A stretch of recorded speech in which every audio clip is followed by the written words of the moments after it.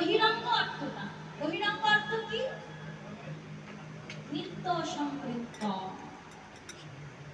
কিন্তু ভগবানকে ওই 429,40,80,000 বছর নিয়ে কেবলমাত্র নিচেই গেছে বলছে না। তাহলে রাস শব্দের অন্তরঙ্গ ভাবটা কি? বলছে রাস শব্দের অন্তরঙ্গ ভাবটা জানতে গেলে আগে এই যে রয়ের আকার আর দন্ত দেখো এই নামটা দেওয়া হলো, এটা জানা প্রয়োজন।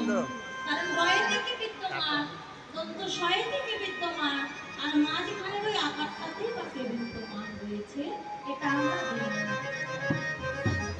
ভক্তিশাস্ত্র সিদ্ধান্ত দিচ্ছে রয়েতে অবস্থিত শ্রীমতী রাধা রানী, দন্ত শয়েতে বিদ্যমান শাশ্বত সনাতন আমার রাধে রাধে প্রাণ গোবিন্দ। রয়েতে বিদ্যমান জীবাত্মা, দন্ত শয়েতে বিদ্যমান পরমাত্মা, রয়েতে বিদ্যমান ভক্ত, দন্ত শয়েতে বিদ্যমান ভগবান, রয়েতে বিদ্যমান পরম প্রকৃতিমান, দন্ত শয়েতে বিদ্যমান পরম পুরুষ আমার রাধে প্রাণ গোবিন্দ। রয়েতে বিদ্যমান আমরা সকলে, রয়েতে বিদ্যমান আমরা সকলে, আর দন্ত শয়েতে বিদ্যমান সে অনাদি রাধে প্রাণ গোবিন্দ। তাহলে এই যে র পেলাম, দন্ত স পেলাম, কিন্তু রাজ বানানে আরো একটি অক্ষর আছে, সেটা কি? ওই যে রয় আকার। আকারটা কি? এই যে র দন্ত সটা জীবাত্মা, পরমাত্মা, ভক্ত, ভগবান, তাদের মাঝখানে একটি পর্দা রয়েছে। সেটা কি? বলছে এই পর্দাটা হলো মহামায়া, আদ্যা শক্তি, অর্থাৎ মায়া। আমি ভগবানকে পেতে চাই, আমি ভগবানকে পাবো কখন? এই যে আমার মাঝখানে আর ভগবানের মাঝখানে একটি মায়ার পর্দা আছে। বলছে এই মায়ার পর্দাটা যদি একবার উঠে যায়, তাহলে রাস কিসে পরিণত হবে? রস। আকার না থাকলে রাস পরিণত হবে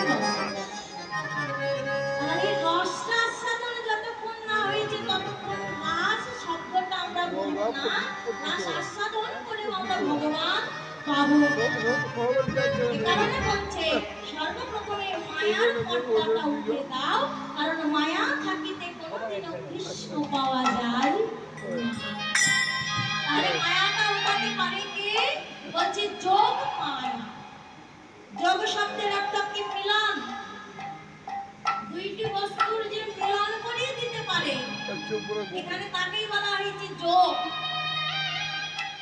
তাহলে মায়ার ঘরে বসে যেজন ভক্তের সঙ্গে ভগবানের মিলন করিয়ে দেয়, যেজন জীবাত্মার সঙ্গে পরমাত্মার মিলন করিয়ে দেয়, যেজন আমাদের সকল প্রকৃতির সঙ্গে পরম পুরুষের মিলন করিয়ে দেয়, তিনি হলেন যোগমায়া, অর্থাৎ শ্রী গুরুদেব। এই গুরুচরণ আশ্রিত বিনা এই রাস মাধুর্যটা বোঝা ভারী কঠিন, বোঝা যায় না। তাই আমরা সর্বপ্রথম সেই যোগমায়াকে স্মরণ করে দেব। রাসের প্রথম শ্লোক, সকলে হাতখানা করজোড় করবেন।